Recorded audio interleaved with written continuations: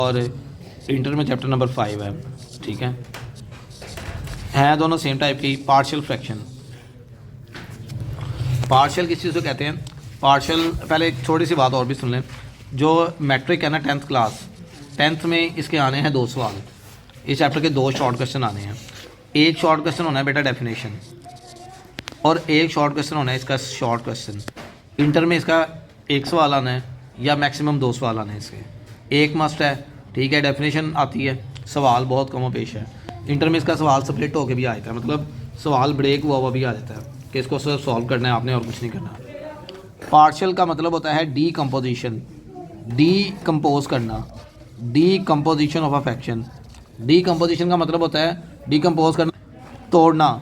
जैसे decomposition of a fraction, of a fraction, ठीक है जी। डीकम्पोज कैसे होता है?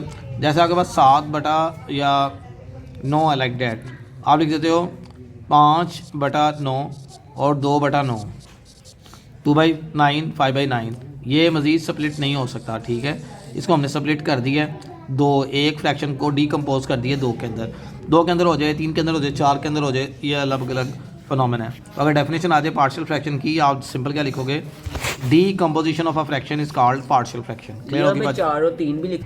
अब decomposition of a fraction is called partial fraction, ठीक है। अब आपने डीकम्पोज कर दिया, आपने एग्जांपल भी दे दी इसकी, ठीक है। अब इसमें सबसे पहले बात आती है रैशनल फ्रैक्शन की। रैशनल फ्रैक्शन क्या चीज़ होती है?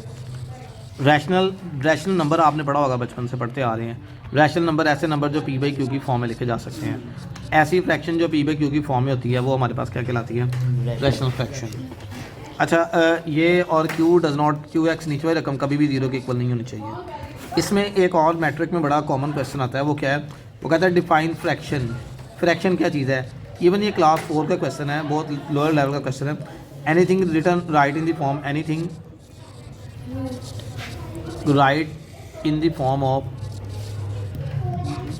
Of p/q। कोई भी चीज़ इस तरह की शक्ल में लिखी जाए वो हमारे पास क्या कहलाती है? फ्रैक्शन।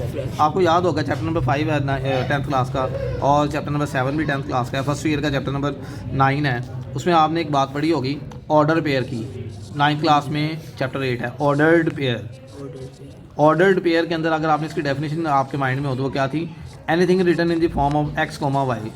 कोई भी चीज़ जो x, y की फॉर्म में लिखी जाएगी वो हमारे पास क्या कहलाएगी? ऑर्डर्ड पेयर कहलाएगी। क्लियर होगी बात जी? ये इसकी फॉर्म को कहते हैं फ्रैक्शन, इस शक्ल को। अब रैशनल के आगे 2 कैटेगरीज हैं। कौन कौन सी कैटेगरी है? एक है प्रॉपर रैशनल फ्रैक्शन और एक है improper rational fraction. Improper rational fraction. Proper rational fraction कौन सी है? A fraction is written in the form of nx/qx, ठीक है। A fraction in which numerator degree लाजम लिखते हैं, degree of numerator is less than degree of denominator. ऐसी fraction जिसमें न्यूमिनेटर की डिग्री कम हो और डिनोमिनेटर की डिग्री क्या हो? ज़्यादा हो। अब आपको मैट्रिक में उन्होंने जो इस तरह सवाल देना है वो क्या सवाल है? वो है थोड़ा एनालिटिकल बेस पे। एनालिटिकल बेस का क्वेश्चन लिखा हुआ है, पेज नंबर हमारे पास है, इसमें देखें, ये पेज नंबर हमारे पास है 76। Right on the 2 example of the proper rational fraction. 2 example कोई भी आप लिख सकते हैं। एग्जाम्पल आपने लाजमी नहीं है, ये लिख लिया, इस तरह लिख लिया x³ + 1। सो ऊपर डिग्री 1 है, नीचे कितनी 2 है, ऊपर 1 है, नीचे कितनी है 3 है। सो ये एग्जाम्पल भी होगी 2 इसकी। और अगर आपको सिंपल कहे तो आप सिंपल एग्जाम्पल भी दे सकते हैं। Improper fraction, a fraction in which degree of numerator is greater than and equal to. Greater भी होगी और इक्वल भी हो सकती है वो डिनोमिनेटर के। क्योंकि ये इम्प्रॉपर फॉर्म है इसलिए उसको प्रॉपर बनाएंगे। x² / x² + 1, x² / x² - 1, x³ / x + 1। So this is called the improper fraction. ये इम्प्रॉपर फ्रैक्शन है। लास्ट वन बहुत इंपॉर्टेंट डेफिनेशन है, आइडेंटिटी। आइडेंटिटी क्या चीज़ है? मुमासलत उर्दू में। An equation which is true for all values of x। ऐसी मसावात जो x की तमाम वैल्यूज़ के लिए ट्रू हो, वो हमारे पास क्या कहलाती है? आइडेंटिटी। अब इसमें एक्सरसाइज 5.1 है, उधर 4.1 है। पहला जो इसमें केस आता है वो आता है हमारे पास लीनियर का। लीनियर केस क्या है बेटा? यकदर्जी केस। ऊपर पावर इसकी जो भी है, यकदर्जी केस में क्या है हमारे पास? लीनियर केस में हमारे पास ये बनी हुई है।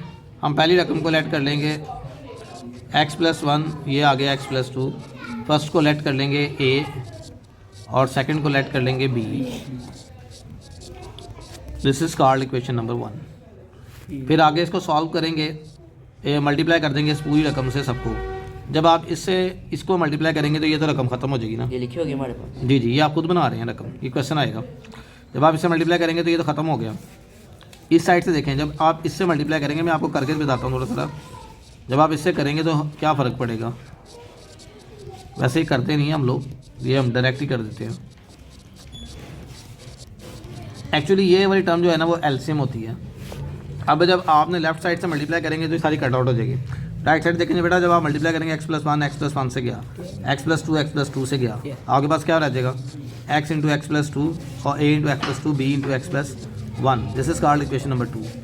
यहाँ तक जो ट्रीटमेंट है ना 2 तक, ये तो तकरीबन सबका सेम है, पूरे मेथड्स में सब में सेम है। सिर्फ लेट करना है। इसके आगे वो बच्चा कर सकता है जिसको 1.1 सही आती है, जिसको 1.1 मैट्रिक की इंटर का चैप्टर नंबर 4 जिसको बिल्कुल क्लियर है, उसकी पहली दूसरी एक्सरसाइज क्लियर है, उसके लिए आगे कोई मसला नहीं, क्योंकि जमा माइनस है।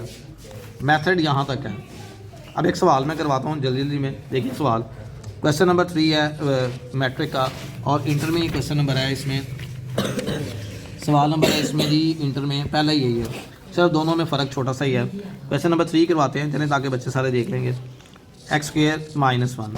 अक्सर बच्चे इसको समझते हैं गलत कि ये क्वाड्रेटिक केस है, या क्वाड्रेटिक मतलब इसमें पावर 2 आ गई है। लीनियर केस में मैंने क्या बताया, पावर क्या होगी? 1 होगी। चूँकि पावर 1 है तो इसका मतलब है 1 है। स्क्वायर के बाद कभी माइनस आता है, इट मीन डैट आप लोगों ने एक दफ़ा प्लस में लिखना है और एक दफ़ा किस में लिखना है? माइनस में। ये आपने प्लस और माइनस में लिख दिया। No let it 3x-1 over x+1 into x-1. So we have, let the first term is a and the second term is b. This is called 1. Now second term 3x-1, a को multiply करेंगे x-1, b को multiply करेंगे x+1, ये आ गया 2 आ गया। Clear जी? LCM, हाँ जी, direct आपने employees का साइन लगाना है। इस साइड पे ये ऊपर रकम आती है, इधर ये वाली मल्टीप्लाई, इधर ये वाली मल्टीप्लाई करने का जी क्रॉस मल्टीप्लाई होता है। ये आसान इसका रूल है। अब आगे देखें, this is zero method. Matrix में ज़ीरो मेथड के बारे में बताया गया था, लेकिन क्वेश्चन नहीं पूछेंगे आपसे। अच्छा, एक चीज़ रह गई। अच्छा, आइडेंटिटी की हमने एग्जांपल नहीं थी की x+1 का स्क्वायर ओपन कर लें या x+2 का स्क्वायर ओपन कर लें, a² + b² + 2ab। तो आप जो मर्जी वैल्यू पुट करें, दोनों साइडें इक्वल आएंगी। इसकी मिसाल एग्जाम्पल में भी है, इसकी मिसाल MCQs में भी है, इसकी मिसाल ट्रू फॉल्स में भी है। ठीक है। अच्छा जी, ज़ीरो मेथड क्या है? ज़ीरो मेथड है, पहले a के नीचे जो रकम है इसको इक्वल टू 0 पुट करें, पुट। अब जी इसको इक्वल टू 0 पुट किया, x इज इक्वल टू क्या आ गया? -1। कौन सी इक्वेशन में पुट करते हैं? पुट इन इक्वेशन नंबर 2 में 3 - 1 -1 a, जहाँ पे x है वहाँ पे -1 पुट कर दिया।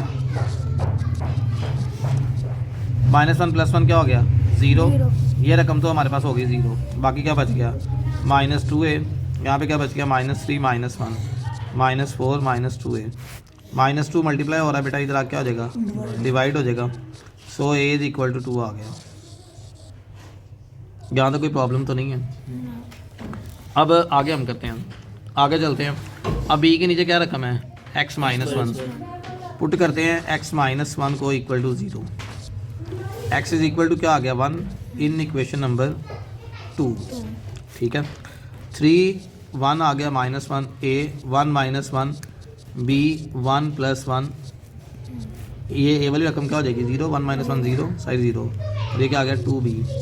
इस मेथड की खूबसूरती ये है 4.1 वाले की कि इसमें जिसके नीचे से वैल्यू निकालेंगे सिर्फ उसका आंसर आएगा, बाकी सारे 0 हो जाएंगे। पुट ना भी करें तो ये याशी है। 3 में से 1 निकालें कितना आएगा? 2 3 में से 1 निकालें 2 मल्टीप्लाई मैंने सिर्फ आप लोगों के लिए हल किया है कि ये अगर डायरेक्ट पता चलता है ये 0 है। ये आ गया हमारे पास नंबर, इसका b1 आ गया, a भी आ गया, b भी आ गया। चूँकि ये इम्प्रॉपर नहीं था तो आप दोनों वैल्यूज इसमें पुट करेंगे 1 में। पुट इन इक्वेशन नंबर 1 में पुट करते हैं, लेफ्ट हैंड साइड पे लिखा मैंने ए की वैल्यू क्या है 2/x+1, बी की वैल्यू क्या है 1/x-1, so this is our answer. Clear ji?